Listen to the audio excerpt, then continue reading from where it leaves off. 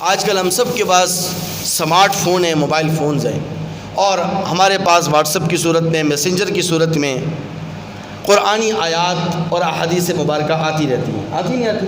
سب کے پاس آتی ہیں. اب موبائل فون کی جو میموری ہوتی ہے وہ بہت ہی زیادہ محدود ہوتی ہے.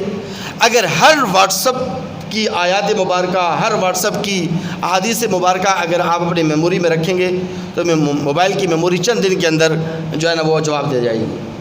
تو اب سوال یہ ہے کہ اس موبائل فون کی میموری سے قرآنی آیات کو ڈیلیٹ کرنا، ختم کرنا، مٹانا، آیا یہ جائز ہے یا جائز نہیں؟ تو یہ مسئلہ بھی سوشل میڈیا کے اوپر بہت زیادہ وائرل ہے. تو ایک جگہ تو میں نے ایک ویڈیو دیکھی، اس میں ایک بندے نے جو ہے نا اپنا وائس میسیج ریکارڈ کروایا کہ آئندہ مجھے کوئی بھی شخص قرآنی آیات اور احادیث مبارکہ سینڈ نہ کرے. کیا کرے بھائی؟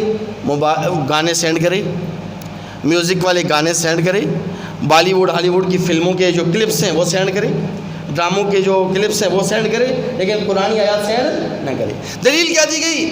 دلیل اس نے یہ دی، اس نے کہا کہ حدیث مبارکہ کے اندر آتا ہے کہ قرب قیامت ایک ایسا زمانہ آئے گا کہ لوگ اپنے ہاتھوں سے قرآنی آیات کو مٹائیں گے، حدیث مبارکہ کو مٹائیں گے. تو اس لیے جب آپ میرے پاس قرآنی آیات بھیجیں گے یا حدیث مبارکہ بھیجیں گے تو پھر مجھے موبائل فون کی میموری سے وہ ڈیلیٹ کرنی پڑیں گی.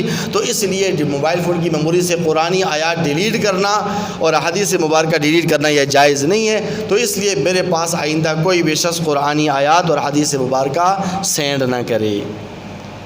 پہلی بات تو یہ ہے کہ یہ جو حدیث مبارکہ ہے، یہ حدیث مبارکہ اس کی کوئی بنیاد ہی نہیں ہے. یہ حدیث مبارکہ کم از کم میں نے تو آج تک کسی کی حدیث کی کتاب میں نہیں پڑھی، نہ کبھی سنی ہے.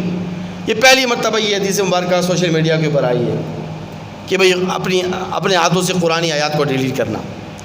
موبائل فون کی میموری سے قرآنی آیات کو ڈیلیٹ کرنا یا حدیث مبارکہ کو ڈیلیٹ کرنا اور حذف کرنا اور مٹانا یہ شرعاً بالکل جائز ہے. اس میں کوئی قباحت نہیں ہے، اس میں کوئی حرج نہیں ہے.